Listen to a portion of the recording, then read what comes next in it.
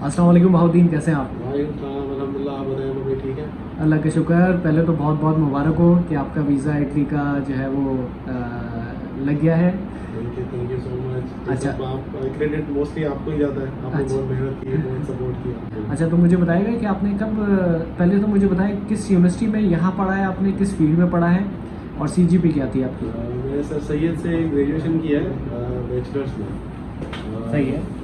Bachelors किया है मैंने सिविल इंजीनियरिंग में, और 2021 में मैं पास आउट हुआ। 2021 में सीजीपी क्या थी आपकी? सीजीपीए मेरी थी 3.02। 3.02, ठीक हो गया। ओके, तो अब मुझे बताएगा कि कौन सी यूनिवर्सिटी में इटली में आपका एडमिशन आया?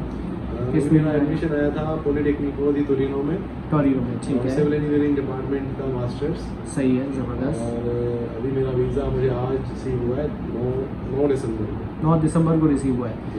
लास्ट ईयर का थोड़ा सा बताएं। लास्ट ईयर आपका हमारे थ्रू ही जो है वो रिजेक्शन भी हो गई थी इटली की। जी जी बिल्कुल। और आपने हिम्मत नहीं हारी, ये सबसे अच्छी चीज़ है, आपने हिम्मत नहीं हारी और दोबारा आपने अप्लाई करने का डिसीजन लिया और वो सही साबित हुआ। अभी बहुत अच्छा साबित हुआ ये आप, हाँ बिल्कुल, ये आपकी वीडियो, आपकी बात जो है ना, आपका केस जो है सबके लिए मोटिवेशनल है कि भाई अगर एक साल आपका रिजेक्शन हो गया है तो इसका मतलब ये नहीं कि अगले साल भी आपका रिजेक्शन होगा।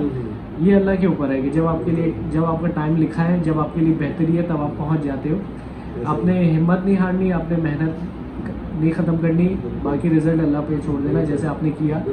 आपने अल्लाह पे भी एतमाद रखा, हम पे भी रखा और जो है वो अब वीज़ा लेकर आप बैठे हुए हो। अब व्यूवर्स को आप अपना वीज़ा दिखा दें ताकि वो भी मोटिवेशन हो जाए थोड़ा सा, कि मोटिवेशन लग वीज़ा जाए। है। और अल्हम्दुलिल्लाह, जैसे अहमद भाई ने बताया कि लास्ट ईयर मैंने अप्लाई किया था यहाँ फास्ट लेन के थ्रू ही, जी, अहमद जी। भाई के थ्रू।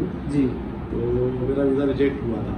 सही है। उसके कुछ रीजंस थे, लेकिन पता नहीं, आपको पता होगा कि लास्ट ईयर 2023 में बहुत रश था और बहुत ज़्यादा रश था। बिल्कुल। तो सारा ट्रैफिक की वजह से शायद इटली वालों ने हमारा केस खोल के पढ़ाई नहीं होगा, हाँ, कॉन्सुलेट वालों ने। बिल्कुल। तो उस वजह से रिजेक्शन आया और इस साल फिर हमने हिम्मत नहीं हारी। अल्हम्दुलिल्लाह इस साल फिर अप्लाई किया सेम अहमद भाई और खजर भाई के थ्रू, और इनकी बड़ी मेहरबानी कि इन्होंने दोबारा हमसे कोई फीस चार्ज नहीं की, सेम फीस में इन्होंने हमारे लिए काम कर दिया।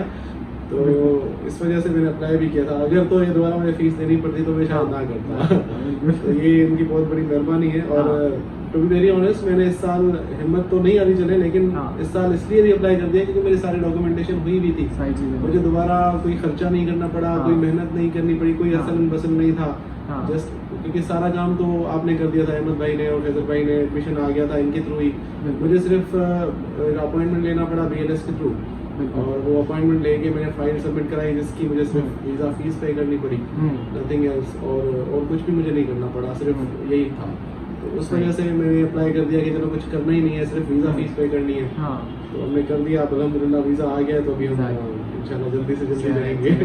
आपके साथ हम भी बहुत खुश हैं कि आप अपनी मंजिल को पहुंच गए और हमारी मेहनत भी रंग ले आई।